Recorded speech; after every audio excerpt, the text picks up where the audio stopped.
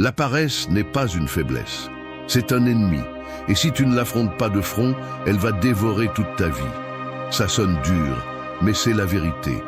Tu ne repousses pas les tâches, tu repousses ton potentiel. Chaque jour que tu décides de rester immobile, chaque excuse que tu te donnes est une petite trahison envers la personne que tu pourrais devenir. Et non, ce n'est pas parce que tu es paresseux, inutile ou incapable. C'est parce que ton esprit, si tu ne l'entraînes pas, cherchera toujours le chemin le plus facile. Toujours. Il ne s'agit pas de motivation. La motivation est une fumée qui vient et qui s'en va. Ce dont tu as besoin, c'est de structure, action et surtout discipline. Parce que si tu attends d'avoir envie de changer ta vie, tu vas attendre toute ta vie. Dans cette vidéo, nous n'allons pas romantiser la paresse. Nous ne te donnerons pas non plus de belles phrases à coller sur le mur et à continuer à faire la même chose que toujours. C'est un appel à l'attention, une invitation inconfortable mais nécessaire, à arrêter de te justifier, à arrêter d'être spectateur de ta propre vie, à arrêter de vivre endormi. Je vais te partager 9 leçons, 9 façons de rompre avec ce cycle suffocant de « je commence demain ». Elles sont inspirées par le stoïcisme, soutenues par les neurosciences et ramenées sur Terre avec des outils pratiques que tu peux appliquer dès maintenant. Pas lundi, pas le mois prochain, maintenant. Donc, si tu en as marre d'être la personne qui dit et ne fait pas, qui rêve mais ne bouge pas, qui se plaint mais ne change pas, alors reste, écoute et prépare-toi à prendre le contrôle une fois pour toutes, parce que cette fois, il ne s'agit pas de vouloir. Il s'agit de le faire quand même si tu n'en as pas envie. 1. Tire la veille avant que votre esprit commence à vous saboter. L'esprit a une capacité presque parfaite pour détruire vos plans avant même que vous ne les commenciez. C'est comme une voix subtile, mais venimeuse, qui apparaît dès que vous ouvrez les yeux et commence à vous insuffler des idées. 5 minutes de plus. Tu n'as pas bien dormi aujourd'hui. Mieux vaut commencer demain. Et le pire, c'est que cela semble logique, cela semble raisonnable. C'est pourquoi tant de personnes restent bloquées, parce qu'elles font confiance à un esprit qui a été formé pour éviter l'effort. Les stoïciens le savaient, le moment d'agir n'est pas quand vous le voulez, mais quand vous le devez. Et cette action commence même avant d'ouvrir les yeux. La clé est de gagner la bataille avant qu'elle ne commence. Comment ? En décidant la veille ce que vous allez faire, à quelle heure et comment vous allez commencer. Ne laissez pas votre esprit négocier avec vous le lendemain. Épictète le disait clairement, n'attendez pas que les choses se passent comme vous le voulez. Faites qu'elles se passent comme elles doivent et vous serez heureux. Et ce bonheur dont il parlait n'était ni confort ni plaisir. C'était de la fierté intérieure, maîtrise de soi, force. Et cette force se forge avec des décisions prises avant le moment de faiblesse, avant que le doute ne s'insinue par la fente. Les neurosciences soutiennent cela. Votre cortex préfrontal, la partie rationnelle de votre cerveau, prend les meilleures décisions lorsque vous êtes calme et avec une clarté mentale. Quand est-ce ? Le soir, lorsque vous planifiez avec une distance émotionnelle. Mais le matin, cette partie du cerveau est à moitié endormie. Et l'amygdale, la partie réactive, prend le volant. Là, vous ne voulez rien décider. Parce que si vous décidez dans cet état, vous allez céder, vous allez reporter, vous allez perdre. Alors, ne vous demandez pas ce que vous allez faire demain. Décidez-le aujourd'hui. Écrivez-le. Indiquez clairement à quelle heure vous allez vous lever, ce que vous allez faire dès que vous vous levez. Quelle étape vous allez franchir. Ne laissez rien à l'improvisation, parce que si vous laissez des trous, votre esprit les remplit d'excuses. Et oui, cela peut sembler exagéré, millimétrique, mais c'est nécessaire, parce que la paresse n'attaque pas avec des cris, elle attaque avec des murmures. Et si vous n'avez pas un plan clair avant qu'elle commence à murmurer, vous tombez, encore et encore. Vous voulez vous lever pour vous entraîner à 6 heures du matin, préparer vos vêtements la veille, préparer votre espace, visualisez ce que vous allez faire dès que l'alarme sonne et ne vous permettez pas de penser, exécutez simplement. Cette première seconde définit tout. Si vous y pensez, vous perdez. Si vous bougez, vous gagnez. Le stoïcisme vous dit, ne soyez pas esclaves de vos impulsions. Prenez le contrôle avant qu'elles n'apparaissent. Et cela, au quotidien, signifie que la véritable discipline ne s'exerce pas lorsque le réveil sonne, mais lorsque vous vous préparez la veille pour que, le moment venu, vous n'ayez qu'à appuyer sur la gâchette. Vous ne pouvez pas faire confiance à votre version de 6 heures du matin.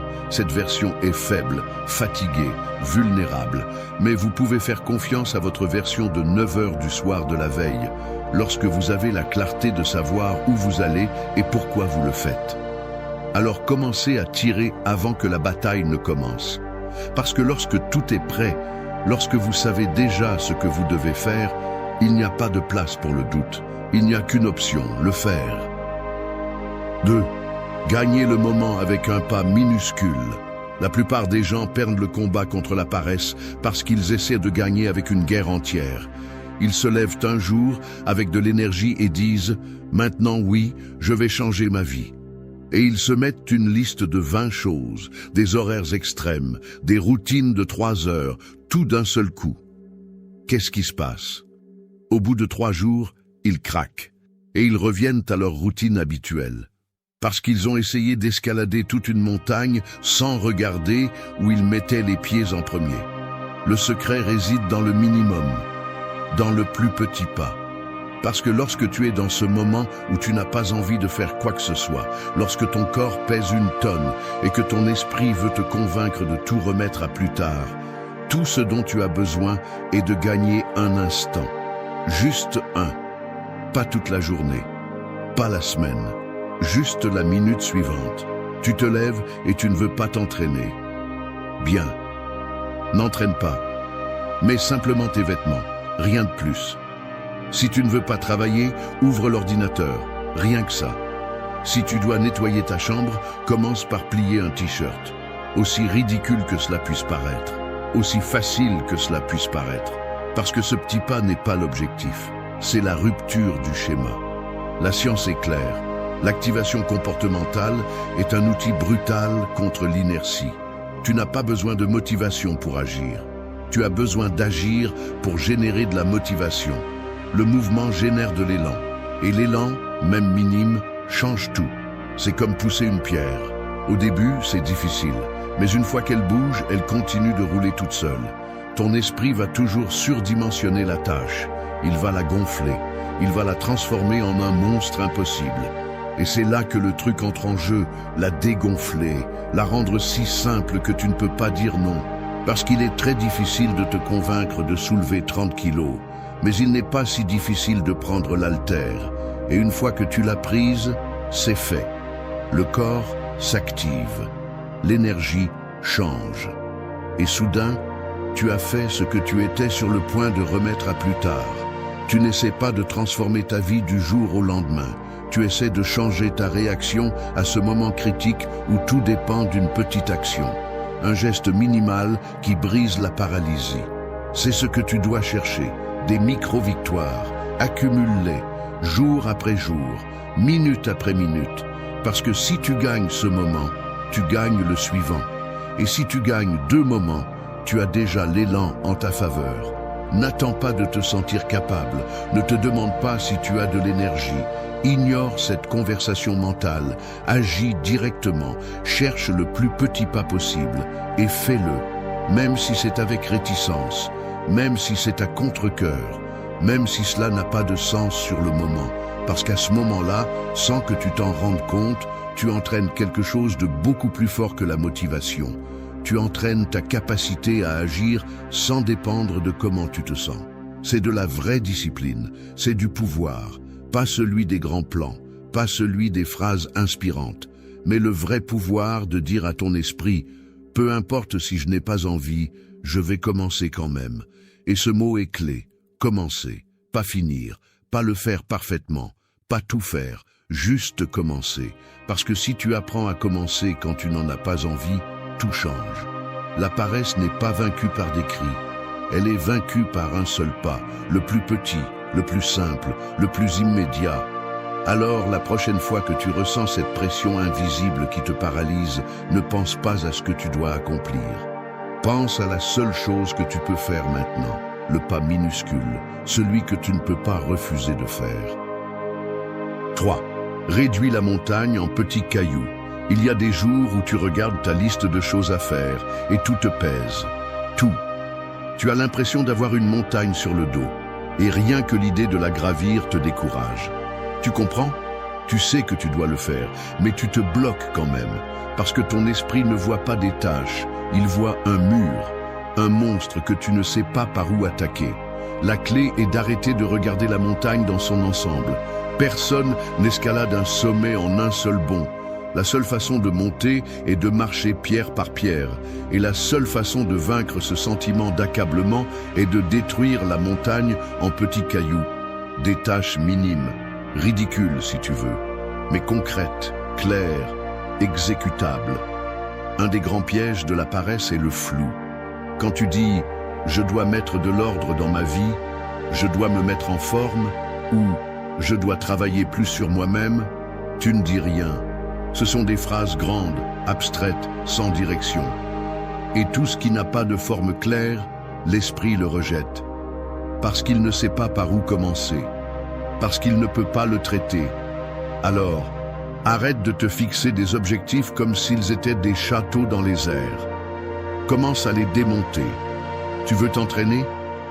Ne dis pas « je dois m'entraîner ». Dis « aujourd'hui, je vais faire 10 pompes ». Tu veux écrire?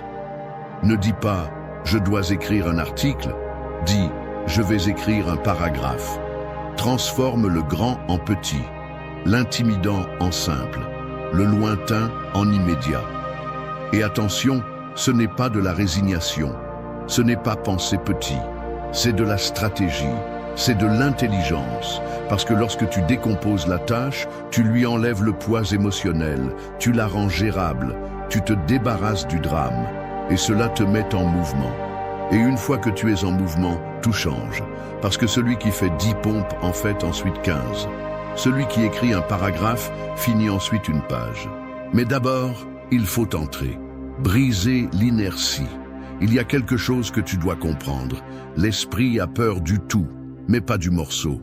Tu n'as pas peur de nettoyer ta maison. Tu as peur de l'idée de tout faire en même temps. Mais si tu te concentres sur le fait de ne laver que les assiettes, juste ça, cette peur disparaît. Et quand tu as fini, tu as déjà accompli quelque chose.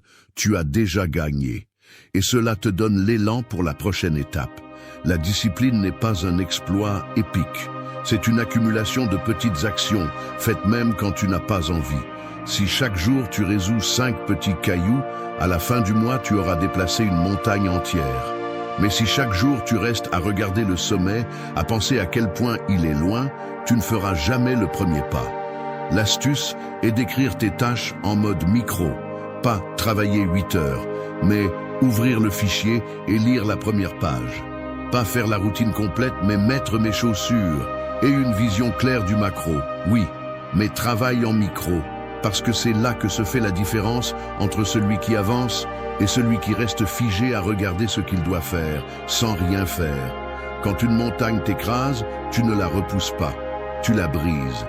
Pierre par pierre, action par action, sans fioriture, sans perfection, juste avec des pas concrets et répétés, encore et encore. Alors la prochaine fois que tu te sens débordé, n'essaie pas de tout faire. Tu n'as pas à le faire. Fais juste une chose, un petit caillou, puis un autre, et un autre, jusqu'à ce que, sans t'en rendre compte, tu sois déjà en haut. 4. Fais en sorte que ton espace te pousse, ne te freine pas. On n'en parle pas assez, mais c'est réel. Ton environnement te façonne. Ce qui t'entoure n'est pas neutre. Soit il te pousse en avant, soit il te tire vers la médiocrité. Et si tu luttes contre la paresse tout en vivant dans un environnement qui te freine, c'est comme essayer de courir avec les chevilles attachées. Regarde autour de toi. Que vois-tu? Un lieu qui t'invite à bouger, à te concentrer, à passer à l'action. Ou un espace plein de distractions, de désordre, de chaos, de stimuli qui absorbent ton énergie et te font perdre du temps sans que tu t'en rendes compte. La paresse ne naît pas toujours de l'intérieur. Souvent, Elle est le reflet de ce que tu as à l'extérieur.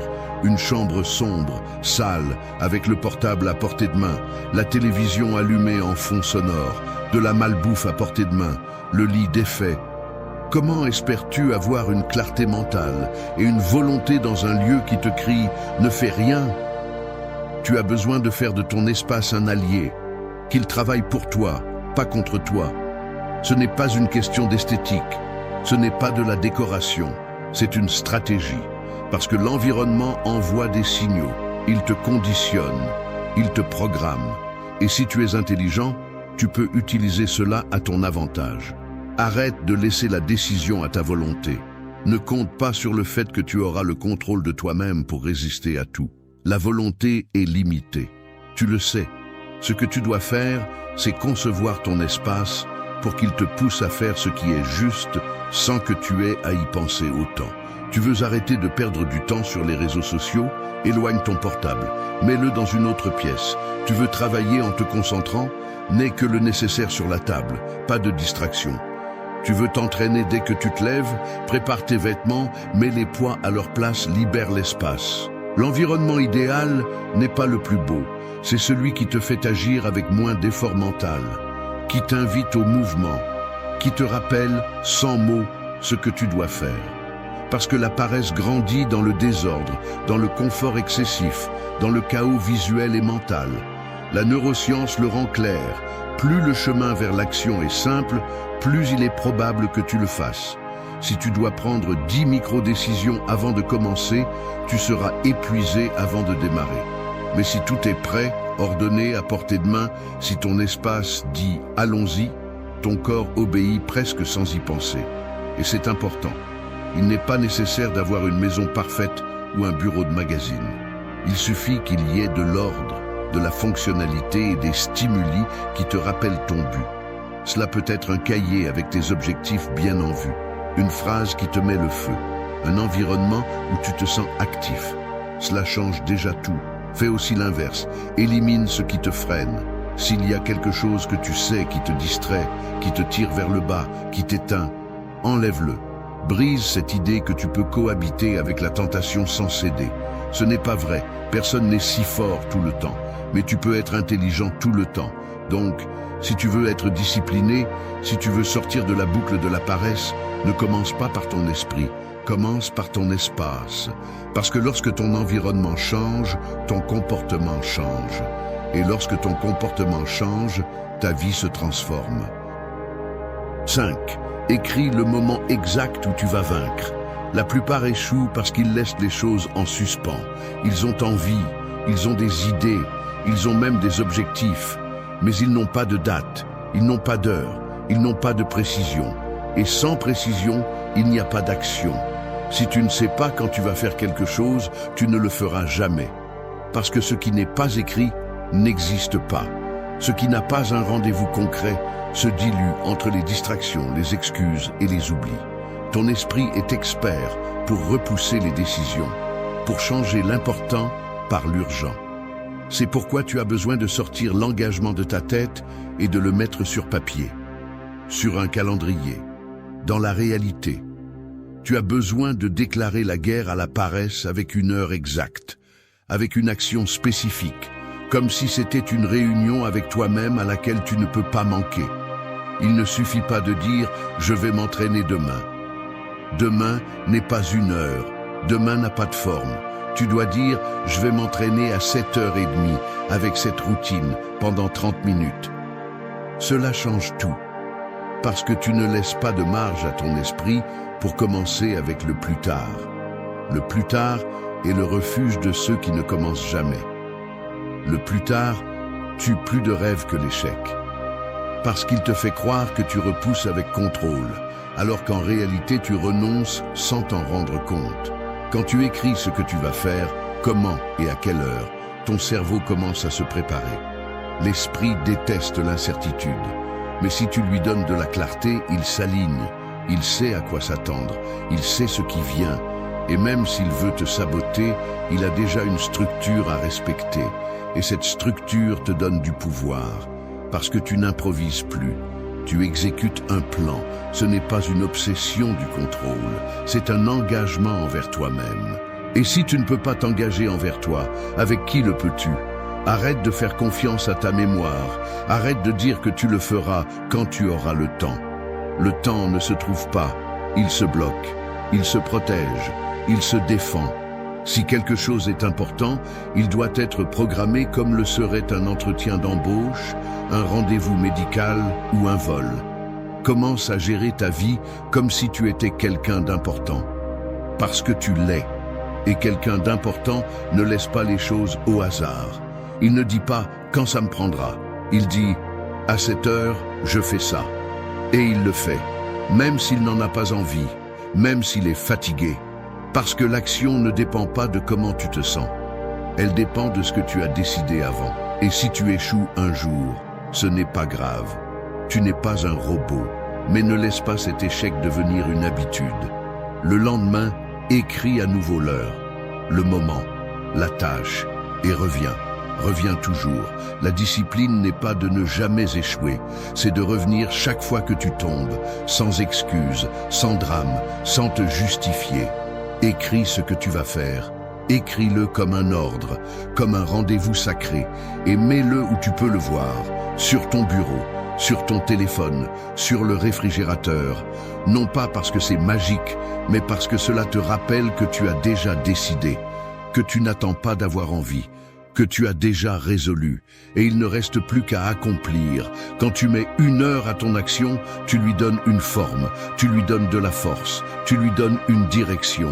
Et à ce moment, tu cesses d'être une victime du jour. Tu commences à prendre le contrôle, parce que la paresse ne supporte pas la clarté. Elle vit dans le flou, dans le vague, dans l'indéfini. Tu l'as avec précision, tu l'as avec un agenda, tu l'as avec des décisions écrites qui ne se négocient pas. 6. Ne donne pas de place à la voix qui veut te garder immobile. Imagine qu'il y a un traître en toi. Ce n'est pas un ennemi évident. Ce n'est pas un voleur avec une cagoule, ni un monstre avec des griffes. C'est un chuchoteur, un infiltré. Quelqu'un qui se déguise en toi, qui utilise ton ton de voix, qui connaît tes pensées, tes peurs, tes excuses préférées. Et il vit là, à l'intérieur, avec toi. Ce traître apparaît chaque fois que tu es sur le point de faire quelque chose d'inconfortable. Quand tu mets tes baskets pour t'entraîner, quand tu ouvres le document pour travailler, quand tu es sur le point de te lever du lit à 6 heures du matin. Il apparaît alors avec un sourire faux et te dit « Et si on remettait ça à plus tard? Aujourd'hui n'est pas le meilleur jour. Tu es épuisé, ne te force pas. » Et toi, sans t'en rendre compte, tu l'écoutes. Mais ce type est un saboteur. Il est dans ta tête et te manipule. Il utilise ta fatigue comme excuse. Il utilise ton perfectionnisme pour te freiner. Il utilise ta peur du changement pour te maintenir tel que tu es. C'est un stratège de la stagnation. Et si tu ne le reconnais pas, il va te garder enchaîné pour le reste de ta vie. Tu veux commencer à avancer sérieusement? Tu dois chasser ce traître. Tu dois arrêter de l'écouter comme si c'était ta conscience. Parce que ce n'est pas le cas.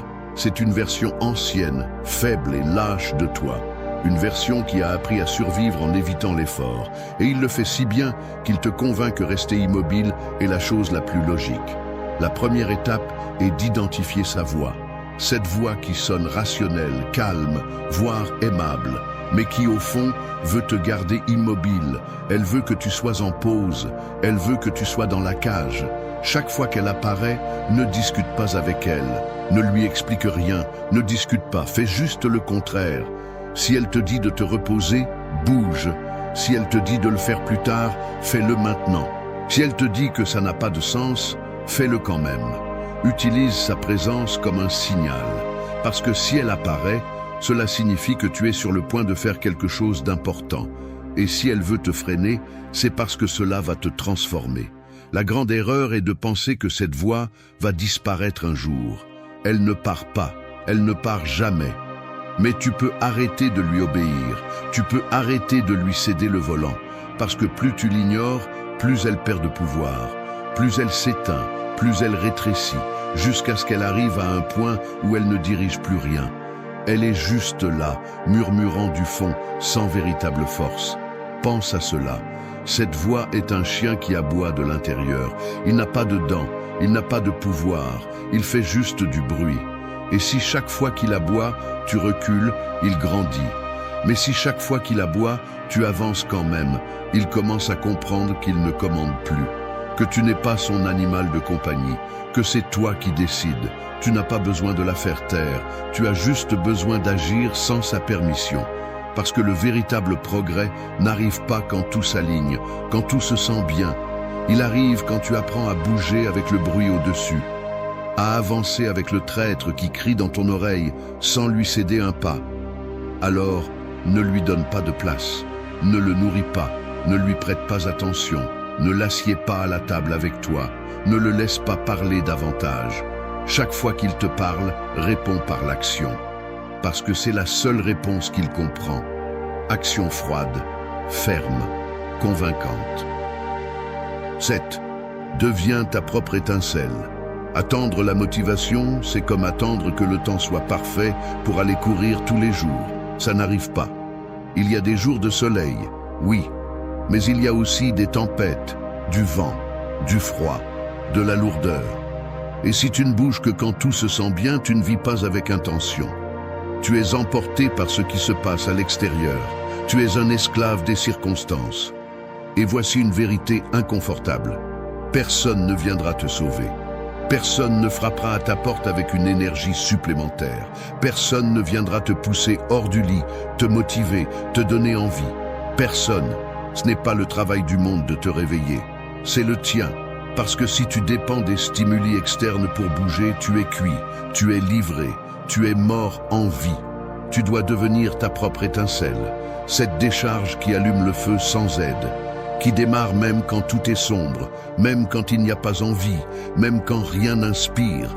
Parce que c'est la différence entre celui qui obtient des résultats et celui qui rêve d'eux, celui qui agit sans attendre que le ciel s'éclaircisse. Ne te trompe pas. Il est bon d'avoir des moments de motivation. Ils sont utiles, ils se sentent bien. Mais tu ne peux pas construire ta vie là-dessus, parce que la motivation est intermittente. Elle vient et elle part. Et quand elle part, qu'est-ce qui te reste? La seule chose qui peut te soutenir est la décision, l'engagement, l'action répétée. La neuroscience le confirme, tu n'as pas besoin d'avoir envie pour commencer. C'est l'inverse.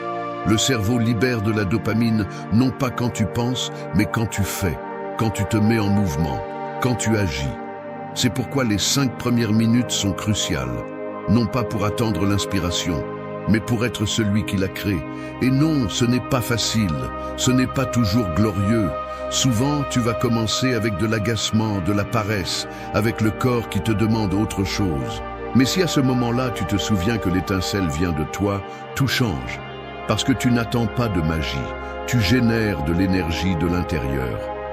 Il y a un pouvoir brutal à commencer sans envie.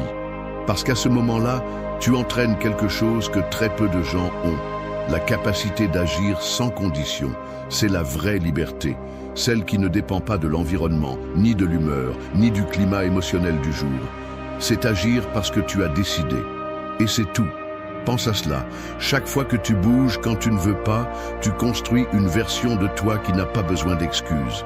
Une version qui s'allume toute seule, qui n'attend pas l'approbation, qui n'a pas besoin de tapes sur l'épaule, ni de phrases d'auto-assistance. Elle bouge simplement. Et dans ce mouvement, elle se renforce. Et si tu ne sais pas par où commencer, ce n'est pas grave. Commence quand même. Pas avec un pas parfait, mais avec celui que tu as. Parce que ce qui est important, ce n'est pas que ça se passe bien. Ce qui est important, c'est que ça démarre, que ça brise le silence, que ça brûle l'inertie. Et si cette étincelle est générée par toi, il n'y a plus rien qui puisse t'arrêter. À partir de maintenant, grave cela en toi. Si tu n'as pas de motivation, c'est mieux. Parce que c'est là que tu montres qui tu es. C'est là que ton vrai caractère apparaît. Quand tu fais ce qu'il faut faire sans que personne ne te le demande, sans récompense, sans applaudissement, juste toi, contre toi, en train de gagner. Alors, arrête d'attendre que quelque chose t'allume. C'est toi qui allume la flamme, c'est toi qui te sors du trou, c'est toi qui deviens, chaque jour, l'étincelle qui ne dépend de personne. 8. Regarde ton temps comme tu regarderais ton compte bancaire.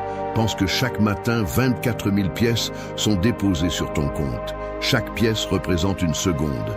Tu ne peux pas les garder, tu ne peux pas les transférer, tu ne peux pas les récupérer. Tu dois les utiliser aujourd'hui, car à minuit, tout ce que tu n'as pas utilisé disparaît. Et le lendemain, l'histoire se répète. C'est le temps. La différence est que, alors que beaucoup garderaient ces pièces comme si elles étaient de l'or, ils gaspillent le temps. Ils le donnent, ils le dépensent en stupidité comme si ça ne valait rien. Ils passent des heures à scroller sur les réseaux sociaux, à regarder des séries qui ne leur apportent rien, assis sans rien faire, disant « je le ferai plus tard », comme si ce « plus tard » était garanti. Mais ce n'est pas le cas. Si les gens regardaient leur temps comme ils regardent leur compte bancaire, ils vivraient différemment. Ils seraient plus sélectifs dans ce qu'ils font. Ils réfléchiraient à 2 fois avant de le gaspiller. Ils arrêteraient de le prêter à des personnes qui ne font que le sucer et ils l'investiraient là où il y a vraiment un retour. Dans des habitudes qui les transforment, dans des projets qui construisent l'avenir, dans des relations qui en valent la peine. Le problème est que, comme le temps ne fait pas de bruit quand il s'en va et que tu ne vois pas le solde diminuer sur une application, tu penses que tu as plus de temps que tu n'en as réellement. Et tu vis comme si tu étais éternel, comme si tu pouvais reporter l'important pour plus tard. Mais ce plus tard est une illusion. Et si tu n'ouvres pas les yeux, tu te réveilleras un jour en te demandant où est passée ta vie. Chaque minute que tu donnes à la distraction est une minute qui ne revient pas. Chaque heure que tu passes en pilote automatique est une heure de moins d'énergie, de santé, de vie. Il ne s'agit pas de devenir obsédé, il s'agit de te respecter, de comprendre que ton temps est la chose la plus précieuse que tu possèdes, bien plus que l'argent, parce que l'argent va et vient, mais le temps ne fait que partir. Si tu veux sortir de la paresse, tu dois commencer par là. Arrête d'agir comme si tu étais millionnaire en temps. Tu ne l'es pas. Commence à te demander, est-ce que cela à quoi je donne mon attention m'ajoute ou me soustrait? Est-ce que je suis en train d'investir ce moment ou est-ce que je le jette à la poubelle? Deviens un investisseur du temps, mesure le retour. Si quelque chose te rapproche de tes objectifs, si ça te renforce, si ça t'élargit, fais-le. Sinon, laisse tomber. Parce que chaque seconde que tu gaspilles, quelqu'un d'autre l'utilise pour te surpasser. Il n'y a pas de liberté sans contrôle du temps. Il n'y a pas de succès sans conscience de l'utilisation de chaque heure. Alors ouvre les yeux et regarde ton temps comme tu regarderais ton compte bancaire si tu n'avais que 24 heures de vie chaque jour. Parce que, en fait, c'est ce que tu as. 9. Brise l'addiction au plaisir facile. La paresse ne se ressent pas toujours comme de la paresse. Parfois, elle se déguise en plaisir, en confort, en satisfaction rapide. Et ce déguisement est beaucoup plus dangereux, car il ne semble pas être un problème. Mais il l'est. Le véritable ennemi n'est pas seulement de rester allongé, c'est ce que tu consommes pendant que tu es allongé. C'est ce que tu fais pour éviter l'effort. Et c'est là que le plaisir facile entre en jeu. Nous vivons entourés de stimuli qui te donnent une récompense immédiate sans aucun effort. Des vidéos courtes, de la malbouffe, des réseaux sociaux, des notifications, du divertissement sans arrêt. Tout est conçu pour te piéger, pour que tu ne penses pas, pour que tu ne ressentes pas d'inconfort, pour que tu ne fasses rien. Parce que plus tu restes immobile, plus tu consommes. Et plus tu consommes, plus tu deviens dépendant. Ce n'est pas une exagération, c'est de la neuroscience. Chaque fois que tu cherches du plaisir facile, ton cerveau libère de la dopamine. Tu te sens bien pendant un moment, mais ensuite tu as besoin d'une autre dose. Et une autre. Et une autre. Jusqu'à ce que tu t'habitues à la gratification instantanée et que tu perdes la tolérance à tout ce qui exige du temps, de la discipline ou de l'effort. Ton seuil d'inconfort devient ridiculement bas. Et quand cela arrive, tout ce qui est important dans la vie devient lourd. Parce que tout ce qui est important dans la vie prend du temps. Coûte, fait mal. Tu veux vraiment sortir de la paresse? Alors tu dois briser cette addiction. Tu dois te désintoxiquer du plaisir immédiat. Il ne s'agit pas de tout éliminer, il s'agit de reprendre le contrôle, de choisir à nouveau, de retrouver la satisfaction de ce qui demande du travail. Parce que c'est la différence entre le plaisir et le but. Le plaisir se consomme, le but se construit. Et oui, ça va être inconfortable au début. Ton corps va te démanger, tu vas t'ennuyer, tu vas te sentir bizarre. C'est normal. Tu reconfigures ton système. Tu cesses d'être une machine à consommer pour redevenir une personne avec une direction. Et cet inconfort fait partie du prix. Mais si tu le paies, tu gagnes en clarté, en énergie, en force mentale. Tu retrouves la concentration, tu retrouves l'envie, tu retrouves la capacité de faire des choses difficiles. Demande-toi combien de fois par jour tu cherches du plaisir rapide. Combien de fois tu le fais pour combler le vide, pour éviter l'effort, pour ne pas te confronter à toi-même. Et commence à t'arrêter, à respirer, à ne pas répondre à l'impulsion, à choisir autre chose. Une action minimale, un mouvement simple, mais réel. Parce que chaque fois que tu choisis le but au-dessus du plaisir facile, tu gagnes en pouvoir. Et ce pouvoir est cumulatif. Il ne s'agit pas de devenir un moine, il s'agit de cesser d'être accro, de vivre avec intention, de rompre avec cette dépendance silencieuse qui te rend faible sans que tu t'en rendes compte. Parce que si tu n'oses pas passer par l'inconfort, tu ne construiras jamais rien qui vaille la peine. Le plaisir rapide est un piège, une cage brillante. Si tu veux changer ta vie, tu dois en sortir. Et cela commence par faire ce qui est difficile, même quand tout en toi veut revenir au confort. C'est là que la paresse se brise. C'est là que commence ta transformation. Merci d'être resté jusqu'à la fin de la vidéo. Si vous avez tout vu, commentez « Je suis stoïcien » comme notre signe secret, indiquant que vous êtes un véritable apprenant du stoïcisme. N'oubliez pas de vous abonner et de liker la vidéo si elle vous a plu. Rendez-vous dans la prochaine vidéo et rappelez-vous, continuez à cultiver votre esprit stoïque.